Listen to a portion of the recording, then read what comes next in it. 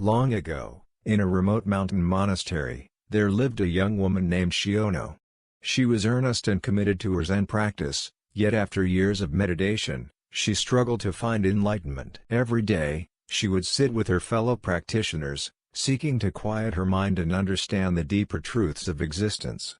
But no matter how hard she tried, the answers seemed to elude her. Her Zen master had often told her, "Do not seek enlightenment, for it will come on its own.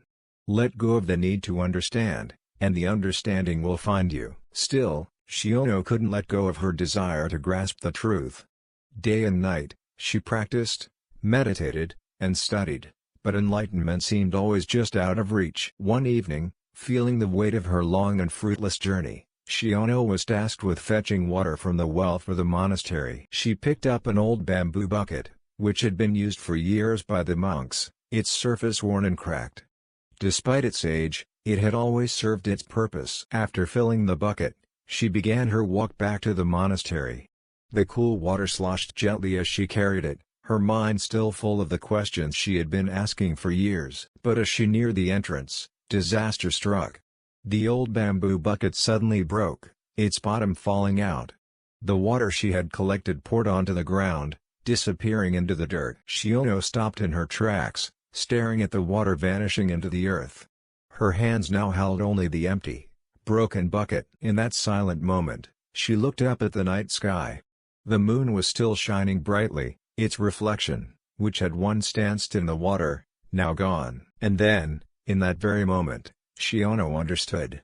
"No water, no moon," she whispered to herself, as a wave of clarity washed over her. She realized that just as the water was gone, so too was the reflection of the moon. But the moon itself remained, untouched by the loss of its image in the water. In that simple act of the bucket breaking, Chiyono saw the truth she had been seeking for so long. Everything is impermanent, and our clinging to things only creates suffering. The moon, the water, the bucket, all were fleeting.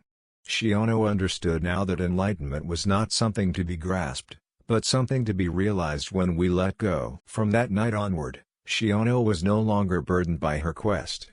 She had found the answer she was seeking, not in the teachings of others, but in the simple act of letting go. The next day, her master could see the change in her eyes.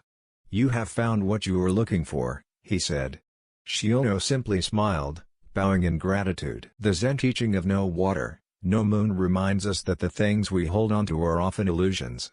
The truth is always present, but we must let go of our attachments to see it. Chiyono's journey teaches us that true enlightenment comes not from endless searching, but from the moment we release our grasp on what is impermanent. The moon and the water were never lost, they simply changed. The truth is always within reach, as long as we let go of the need to hold on to fleeting things. Thank you for joining us on this journey. If this story of Chiyono's enlightenment resonated with you, be sure to like, share, and subscribe for more timeless wisdom from the Zen tradition.